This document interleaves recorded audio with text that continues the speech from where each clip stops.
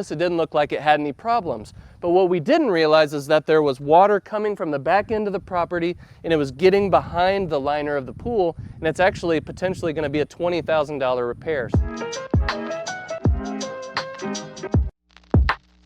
So we're headed to a house out in Greenwood, Missouri, a suburb of Kansas City.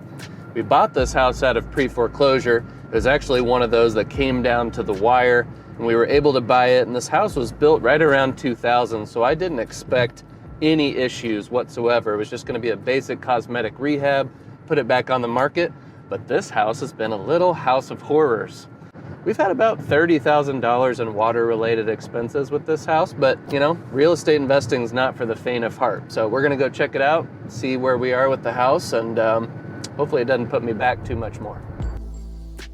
So about 6 months ago, this house was in pre-foreclosure. I was actually about to go back to my office for the day, and I just had an inkling that I should drive over here and talk to the homeowner. I came up to the door, I knocked on the door, no one answered. I left a piece of marketing material and I left, and I just felt that pull to come back again.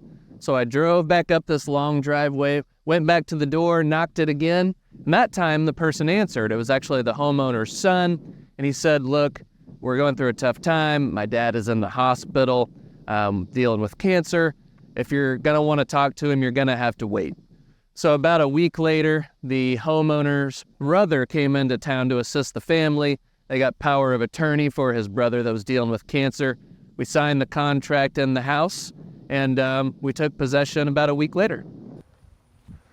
Well, it looks okay, but I guess I don't know enough about pools to really see the issue. So the main reason I'm here was to check for a major pool repair that needed to be done. We haven't bought a ton of houses with pools in it, so I'm not really seeing the issue. All I see is a nice backyard. A couple acres and a pool house. What more could a man want, you know? I mean, I can push back on the liner. I sort of get it, but like when I look at it visually, I'm like, oh, to me it looks nice, and I would get in it and I would have a good time in there. So the major problem with the pool, it actually looks fine right now, but the way that the land slopes, a lot of this groundwater is settling underneath the pool.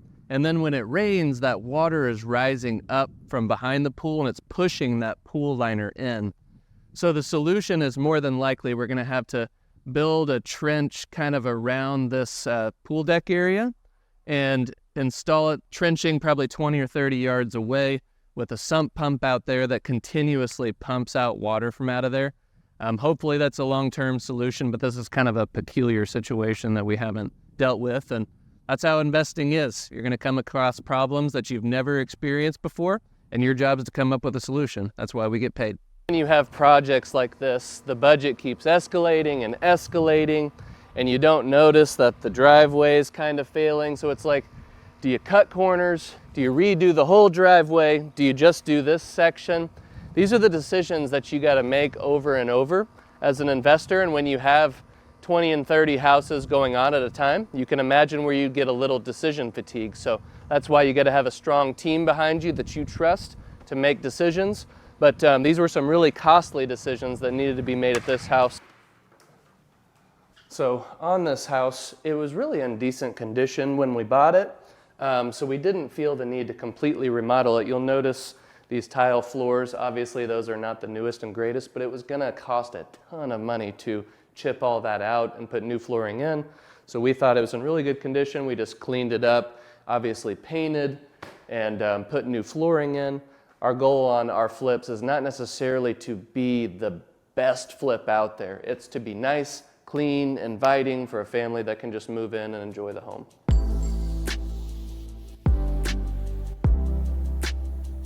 Let's go check out the master bedroom.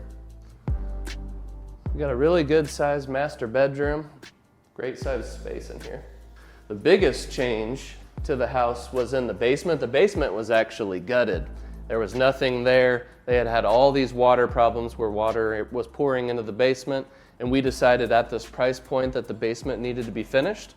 I have no idea what they actually did down there, so it'll be kind of a surprise for all of us.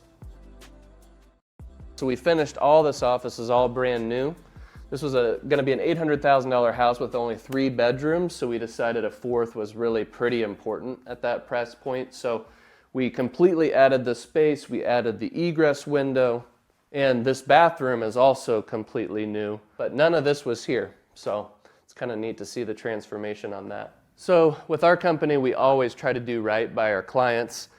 This was the area where the foundation was leaking all of the water. We could have just epoxied the basement and be just fine, but my goal is to never have calls from clients that are complaining about the quality of our product. You can see we put a whole system in here to collect water and make sure the basement always stays dry. So just try to always do the right thing for your clients, go above and beyond to make sure that they're happy.